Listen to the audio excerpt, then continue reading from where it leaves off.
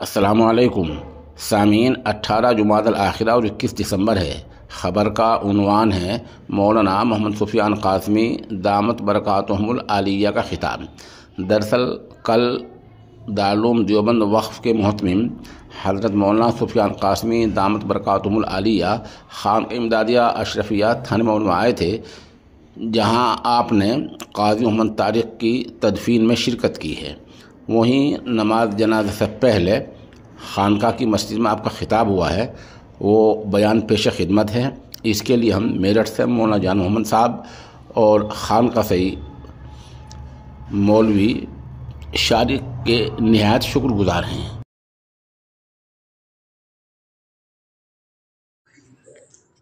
الحمدللہ رب العالمین، والصلاة والسلام علی سید المرسلین وعلى آلہ وازواجہ واصحابہ اجمعین، اما بعد، فقد قال اللہ تعالی فی کتاب الحکیم: اللہ یتوفی الانفس حین موتها والتي لم تمت فی منامها۔ رب اشرح لی صدری ویسر لی امری واحلل عقدۃ من لسانی یفقہوا قولی۔ حضرات محترمین، اس وقت ایک بہت بڑا سانحہ پیش آ گیا اور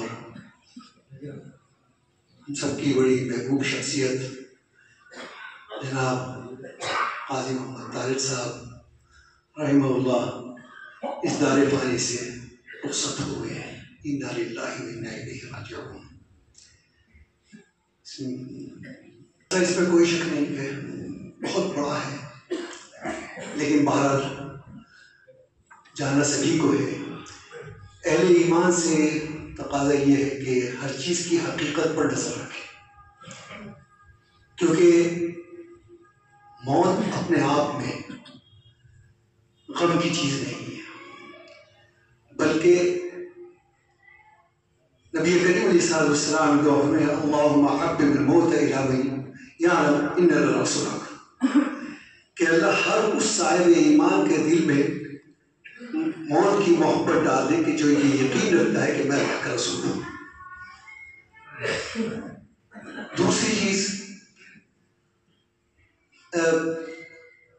میں کہ یہ ولایت کی علامت ہے، کیونکہ یہودیوں کو کہا گیا کہ تم یہ کہتے ہو کہ ہم سب اللہ کے سب سے مقرب ترین بندے ہیں، سب سے مقرب ترین مخلوق ہیں، تو ذرا موت کی تمنا کر کے دکھاؤ۔ تو ایک طرف یہ، دوسری طرف حدیث میں ہے لَيَتَمَنَّنَّ الْمَوْتَ أَحَدُهُمُ الْمَوْتَ، کہ کوئی شخص تم میں سے موت کی تمنا نہ کرے۔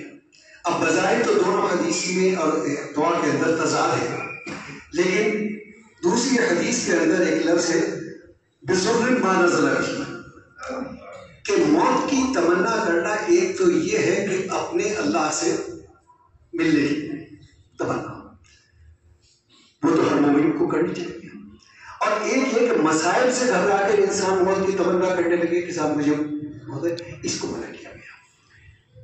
وہ ہے کہ ان الموت جسر یوصل الحبیب الی الحبیب، موت تو ایک پل ہے، اور جس پل کو سے گزر کر ایک محبوب، ایک عاشق اپنے محبوب کے پاس جاتا ہے۔ ظاہر ہے کہ محبوب سے ملنا جو ہے وہ رنج کی چیز نہیں ہے، رنج جو ہوتا ہے وہ دراصل اس فراق کا ہوتا ہے، اس وقتی جدائی کا ہوتا ہے، کہ جس سے کہ اب ہم اپنے جانے والے کو اپنے درمیان ہنستا بولتا اٹھتا بیٹھتا نہیں دیکھ پائیں گے، لیکن فی نفسی موت وہ اللہ کی نعمت ہے۔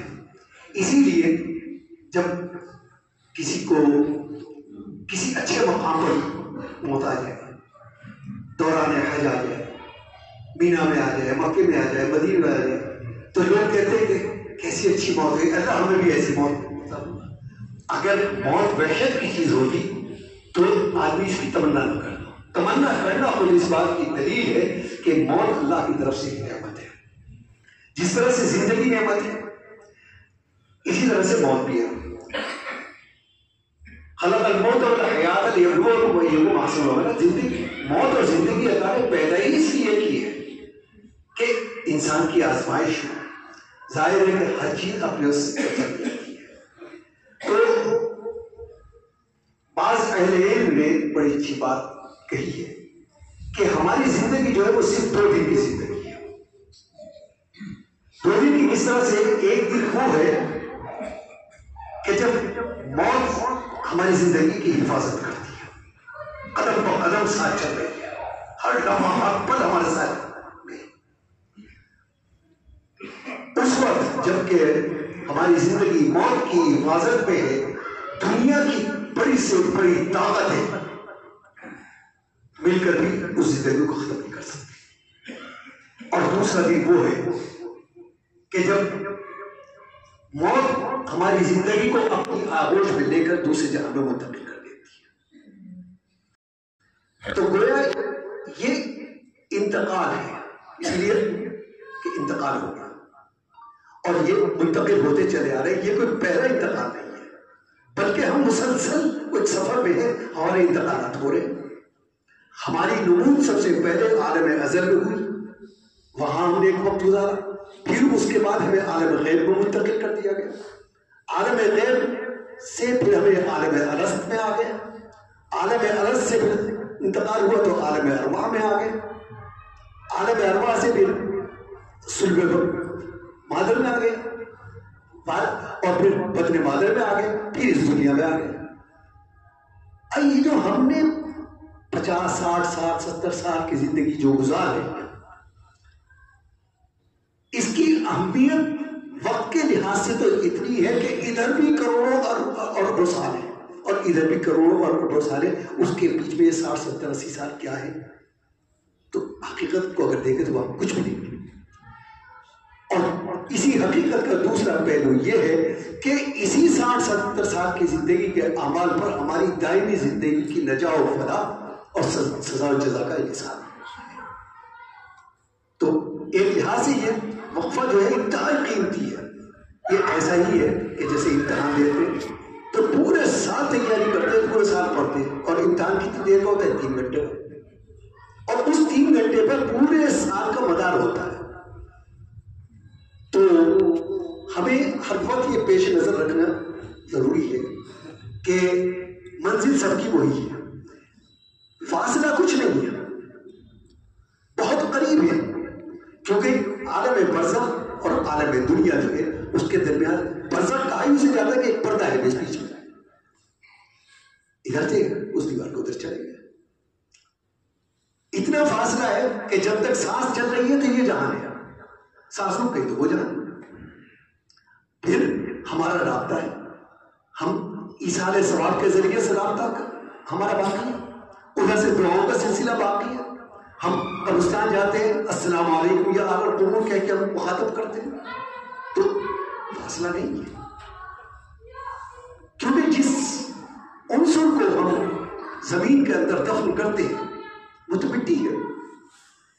اس کا تعلق اتنا ہے کہ جیسے ہی جب تک روح باقی ہے تو ہماری جان بھی فدا اس میں، لیکن جیسے ہی روح نکلی تو ہم اپنے تمام عزیز و قریب، چاہے وہ ہمارے والدین ہوں، بچے ہوں، بھائی ہوں، عزیز ہوں، ہم اپنے ہاتھوں سے دفن کر اور پھر کہا جاتا ہے کہ جلدی کرو. کہاں چلی جاتی ہے وہ محبت؟ معلوم ہو کہ اصل تعلق جو ہے وہ روح کی ہے، اور موت جو ہے وہ روح پر تاری نہیں ہوتی، وہ تو امر رب ہے، اس پہ تو موت تاری نہیں ہو سکتی. جس طرح سے اللہ کی ذات اور صفات دائمی ہے، اسی طرح سے اللہ کا حکم بھی دائمی ہے.